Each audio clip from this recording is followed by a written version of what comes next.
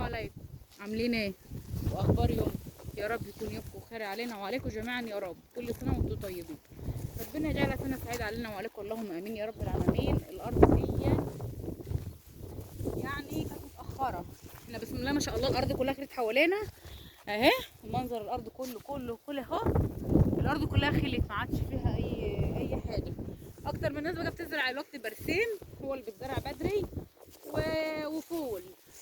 وفي ناس مثلا بتزرع بقى بتخضر للغله، بس الغله طبعا لسه بدري عليها، ما بتخضرش الا ايه في نص 11 تبداي تنزلي ميه وتعملي انت بتخلي الارض وبتسيبيها.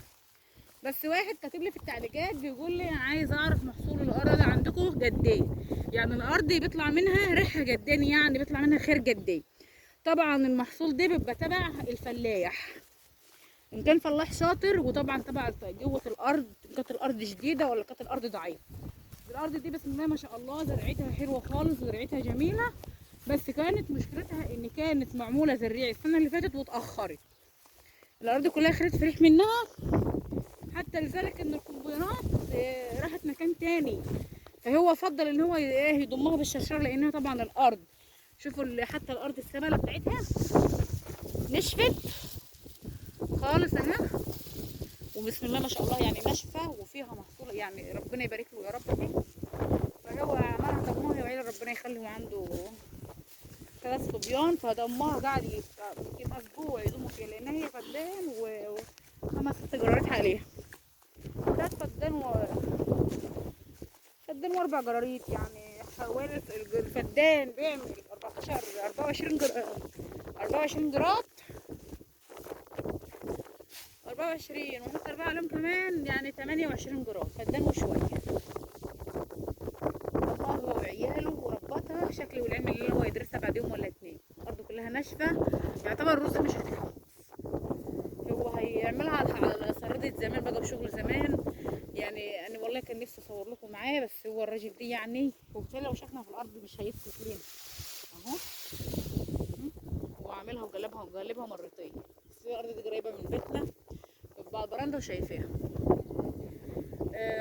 عملها ربطها زي زمان كده وعملها اهو. نمشي حبه كمان معاكم في اخر الارض طويله قدام، بس ما جبناش اخرها.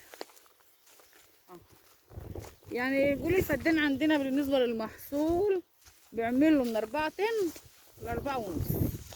دي بالنسبه للارض الكويسه، الارض الكويسه اللي نقدر نقول ربنا بيرضي صاحبها فيها.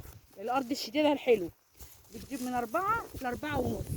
اما الارض الضعيفه بقى بتعمل لها 3، بتهون عن ال3، بتفوق عن ال3 بظروفها، اللي هو 3 طن و4 طن. الارض الشديده قلنا الفدان 4 طن ونص، والارض الضعيفه بقى تبع رزقها، لان في ارض ضعيفه قوي. لكن الارض شوف بسم الله ما شاء الله من كتر شديتها عامله الارض ازاي. والارض دي كانت على فكره كانت مزروعه شتل، يعني مزروعه شتل، يعني بسم الله ما شاء الله. ما بتعرفوا شديه الارض من منظر الارض بتاعتها والشتل بتاعها. ارض مشدوده، ارض حلوه جديده، ربنا يصلحها له يا رب ويبارك له فيها. والارض كلها خلت حوالين مننا، يعني كنت هعمل عليها، هتكلم عليها، لكن واحد كاتب لي في التعليقات بيقول لي عايز اعرف ايه محصول الارض عندكم قد ايه. الارض بتجيب محصول قد ايه؟ الارض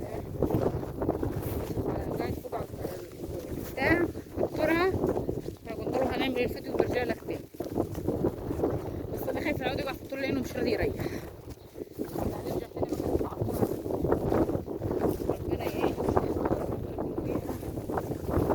ويرزقنا، اللهم امين يا رب العالمين.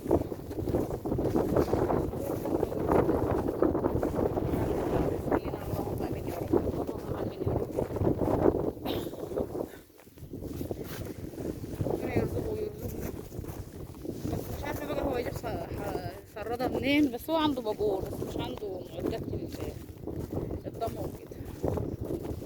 يعني مش عنده مثلا محرات، مش عنده حديد، بس هو عنده بابور. معرفش هيجيب سرادة منين، معرفش السرادات عندنا في البلد، ممكن هيكون هيجيبها من مكان تاني. ربنا يرزقه ويرزقنا، اللهم امين يا رب، ويجعل كبروا القناه كده يا ولاد يعني، وحاولوا ان انتوا اللايكات يا ولاد، اللايكات بتوسع الفيديوهات وتكبرها، اللايكات بتوسع الفيديو وتكبرها. ما توصلوش كده، ما تكبر يا ولاد اللايكات يا ولاد عشان القناه تكبر يا ولاد. ما توصلوش كده باللايكات والاشتراكات عشان القناه تكبر وننزل كل جديد. والسلام عليكم.